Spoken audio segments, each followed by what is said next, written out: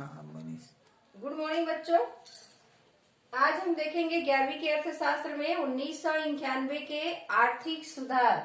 आर्थिक सुधार में उदारीकरण, निजीकरण, वैश्वीकरण को हम पढ़े हैं और उदारीकरण में क्या क्या नियम अपनाए हैं, क्या क्या उसकी लाभ हानि जो भी है योगदान, उसके बारे में चर्चा करेंगे। तो आज है उदारीकरण का आर्थिक विकास में क्या योगदान रहा, उसमें देखते हैं हम उत्पादन की गुणवत्ता में सुधार। उदारीकरण करने से उत्पादन कार्य जो हुआ उसकी गुणवत्ता में सुधार हुई, क्योंकि उदारीकरण में निजी कंपनियों को दे दिए गए जो भी सार्वजनिक क्षेत्र में जो उद्योग थे उसको निजीकरण कर दिया गया, निजी क्षेत्रों में दे दिया गया, तो उसमें गुणवत्ता में सुधार आई। क्योंकि इन लोग क्या है, अपने निगरानी में, अपने देख रेख में वस्तु को बनाना और जो वस्तु बना रहे हैं उसको हमको बाजार में टिका के रखना, विदेशों के साथ प्रतिस्पर्धा करना, प्रतियोगिता करना, उस लायक बनाना, ताकि हम विदेशों में भी अपना सामान को बेच सके, अच्छे से उसको कीमत ले सके, ये था। तो इसीलिए वहाँ उत्पादन की गुणवत्ता में सुधार आया। दूसरा है भारतीय संसाधनों का कुशल दोहन। हमारे देश में बहुत सारे प्राकृतिक संसाधन दबे हुए हैं। प्राकृतिक संसाधन के क्षेत्र में भारत बहुत अमीर देश है, इतना प्राकृतिक साधन से भरपूर देश है, परंतु उस साधन को उपयोग में लाने के लिए, बनाने के लिए हमारे पास साधन पूंजी की कमी। हम प्राकृतिक संसाधन के ये में हम बहुत अमीर है, परंतु उसका हम अच्छे से दोहन नहीं कर पाते हैं, हमें पूंजी की कमी होने के कारण। तो निजीकरण को देने से, पूंजी उनको उनके पास भरपूर उपयोग करने से, जो हमारे पास जिस प्राकृतिक संसाधनों का उपयोग हम नहीं कर पाते थे उनका हम अच्छे से उपयोग कर पाए, और धीरे धीरे कर भी रहे हैं। क्योंकि पहले पैसे की कमी थी, पूंजी की कमी थी, अब निजी कंपनियों के देने से ये सब कमी दूर हो गई। तो बहुत सारे प्राकृतिक संसाधनों का उपयोग अच्छे से हो रहा है। निजी क्षेत्र को बढ़ावा, निजी क्षेत्र को बढ़ावा मिला, और निजी क्षेत्र को बढ़ावा मिलने से जो है उद्योग बढ़ा, उद्योगों के साथ लोगों को रोजगार मिला, और जो निजी क्षेत्र अपने पैसे को लेकर, पूंजी को लेकर बैठे थे, उनको अपने पूंजी का उपयोग करने, बढ़ाने, विनियोग करने के लिए उदारीकरण के चलते उनको यह मिला कि उद्योग खोल सकते हैं, अपनी पूंजी को लगा सकते हैं, अपनी पूंजी को बढ़ा सकते हैं। तो निजी क्षेत्र को बढ़ावा मिला। विदेशी पूंजी निवेश में वृद्धि हुई। विदेशी पूंजी निवेश, जितने भी हमारे निजी कंपनियां हैं जो विदेशों के साथ में फिर अपना व्यापार संबंध बनाए रखे, विदेशों के साथ में अपना पूंजी निवेश किए, वहां भी अपन आयात निर्यात, वहाँ वो उद्योग अपना निवेश करना, वहाँ के विदेशी जो है यहाँ निवेश कर सकते हैं। तो उसके चलते बहुत सारे विदेशी जो है, पहले अमेरिका ब्रिटेन में होता था, अब फ्रांस है, हालैंड है और सोवियत संघ है, बहुत सारे ऐसे देश है जिसके साथ ऐसे समझौता हुआ। सब हमको यह प्रस्ताव रखे कि यहाँ पर पूंजी निवेश कर सकते हैं, तो विदेश भी हमारे देश में पूंजी लगाने के लिए तैयार हो गए। तो उससे क्या है, विदेशी अगर निवेश करते हैं तो बहुत सारे बड़े बड़े उद्योग खुलेगा। बड़े बड़े उद्योग जब खुलता है तो लोगों को रोजगार होगा, देश विकास करेंगे, बहुत ऐसी वस्तुओं का निर्माण होगा, क्योंकि हमारे देश में कच्चे माल की कमी नहीं है। तो उद्योग खोलने से, क्योंकि भारी भारी मशीन की स्थापना करना, बहुत सारे पूंजी लगाना हम भारत के कर ही नहीं सकता था, उस समय स्थिति उसकी ऐसी नहीं थी। तो उन लोग को बुलाने से, बड़े बड़े फैक्ट्री का यहाँ खुलना, लोगों को रोजगार मिलना, और जो सामान है वो बहुत भारी मात्रा में बनने लग गया, और यहाँ पर हम अपने देश में यूज करके उसको निर्यात भी करने लगे। पांचवा देखते हैं भुगतान संतुलन में स्थिरता। भुगतान संतुलन में स्थिरता आई क्योंकि हम बहुत सारे भुगतान के संतुलन जो देते, भुगतान करते थे उसमें स्थिरता आ गई। जो पहले ऊपर नीचे होता था उसमें स्थिरता आई, क्योंकि ये जो तेजी से हमारे देश में पूंजी निवेश करते गए, उत्पादन बढ़ते गया, लोगों को रोजगार मिलते गया, तो इसमें स्थिरता आ गई।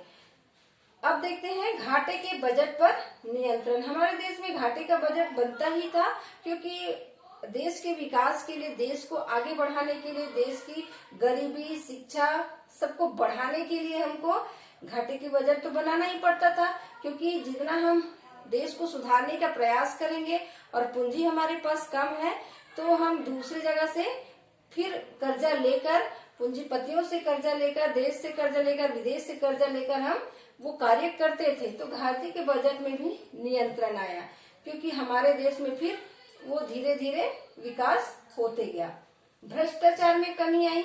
अब पहले क्या करते थे, अगर हमको लाइसेंस चाहिए, कंपनी खोलने के लिए लाइसेंस चाहिए, तो ये लाइसेंस के लिए हमको भ्रष्टाचार, लाइसेंस सही तरीका से नहीं मिल रहा है, बहुत सारी कठिनाई हो रही है, तो हम कैसे भी तरीका से पैसे देकर, कुछ भी तरीका से लाइसेंस लेने की फिराक में रहते थे, और इससे भ्रष्टाचार बढ़ता था।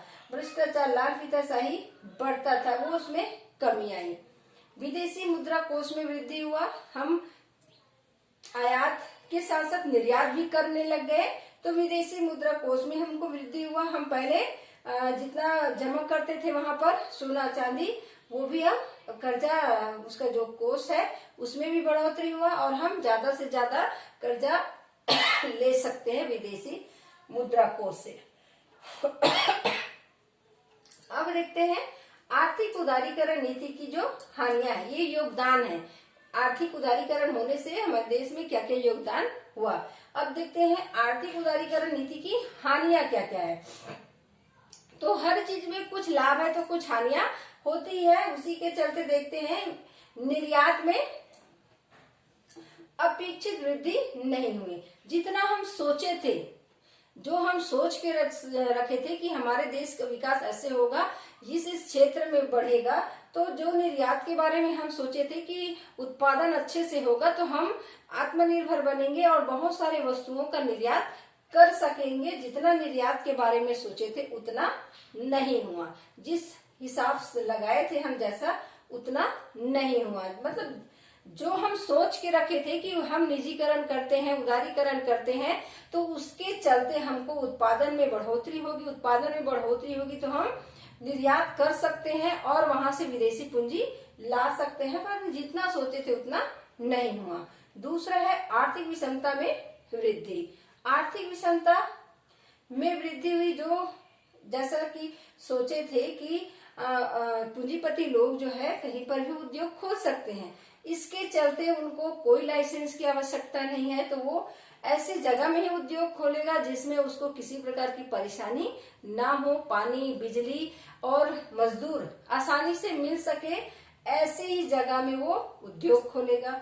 तो दुर्गम जो जहां पर ऐसा आने जाने की समस्या हो, पिछड़ा क्षेत्र हो, उन क्षेत्रों में लोग उद्योग खोलना नहीं चाहते। तो जो क्षेत्र विकास की गति में आगे बढ़ा है वो विकास ही कर रहा है, और जो पिछड़े हुए क्षेत्र में वो पिछड़ा का पिछड़ा ही रह गया। तो ये आर्थिक विषमता में वृद्धि होते गई, सुधार आया ही नहीं। पहले क्या था, लाइसेंस देते थे और जो दुर्गम क्षेत्र है, जहां पर पिछड़ा हुआ क्षेत्र है, उसको आगे लाने के लिए उस क्षेत्र में अगर कोई उद्योग खोलता है तो वहां पर लाइसेंस की आवश्यकता नहीं होती थी। पर लाइसेंस सब जगह समाप्त करने से लोग क्या सोचे हैं, अपनी सुविधा को देखते हुए अपने अनुसार उद्योग खोले। तो दुर्गम स्थान और पिछड़े क्षेत्रों में जाना कोई पसंद नहीं किया, और पिछड़ा पिछड़ा ही रह गया, और जो आर्थिक दृष्टि से अच्छा था वो और आगे बढ़ता गया। तो आर्थिक विषमता में वृद्धि होती गई। अब तीसरा देखते हैं बहुराष्ट्रीय कंपनियों द्वारा मुद्रा में हेराफेरी। बहुराष्ट्रीय कंपनियां जो है, बहुराष्ट्रीय कंपनी बहुत सारे देशों के साथ उसका व्यापार संबंध, बहुत सारे देशों के साथ वो मुद्रा का लेन देन होता था, तो वो दुर्गम जो मुद्रा थे उसकी हेराफेरी करने लगे थे। चौथा दिया है समस्याओं का समाधान नहीं।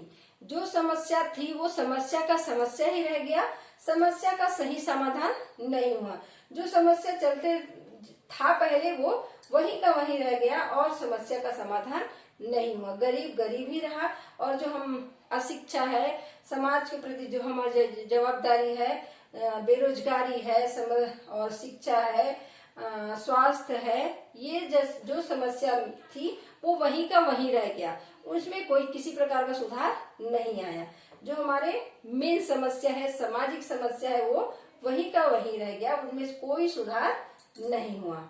निजीकरण के दुष्परिणाम, निजीकरण के दुष्परिणाम के चलते निजीकरण में उत्पादन जो है अधिक होता गया, उच्च वर्ग अधिक विकास करते गए, निम्न वर्ग और नीचे होते गए, और निजीकरण के विकास से एक तरफा ही विकास हुआ, दूसरा वहीं का वहीं रह गया। जो विकास हुआ वो होते गया, नहीं हुआ वो बिल्कुल नहीं हुआ। ये बहुत सारे अमीरी गरीबी की खाई बन गई, और उसमें क्या है कि निजीकरण के उत्पादन तो होते गया, अच्छे से होते गया, जो उनको चाहिए, जिस वस्तु का उनको उत्पादन करना है वही वही वस्तु का उत्पादन हुआ, और जो जरूरी सामान है जो वो रुक गए। क्षेत्रीय आर्थिक विषमताओं को बढ़ावा, क्षेत्रीय आर्थिक विषमताओं को बढ़ावा मिला। क्षेत्रीय आर्थिक विषमता, जो क्षेत्र आर्थिक दृष्टि से पिछड़ा हुआ था वो पिछड़ा ही रह गया, उसमें किसी प्रकार का और सुधार हुआ ही नहीं। तो क्षेत्र में जो बंटवारा हुआ, कौन सा क्षेत्र आर्थिक विकास की दृष्टि से बढ़ गया, कौन सा क्षेत्र आर्थिक विकास की दृष्टि से घट गया, इसमें बहुत फर्क आया। जो क्षेत्र विकास करते गया वो बहुत आगे बढ़ गया, और कोई कोई क्षेत्र ऐसा है जो विकास की गति में बहुत नीचे रह गया। तो ये है, कोई तो आर्थिक ये उदारीकरण है, जो नियम में बदलाव हुआ, तो बहुत सारे क्षेत्रों में वो आगे बढ़े, और बहुत सारे क्षेत्रों में वो हमारे लिए हानि का भी कार्य किए। तो ये लाभ हुआ और ये हानियां हुई। तो हानियां के साथ साथ हम देखे हैं कि क्या क्या उनके बहुत सारे उनके योगदान रहे हैं।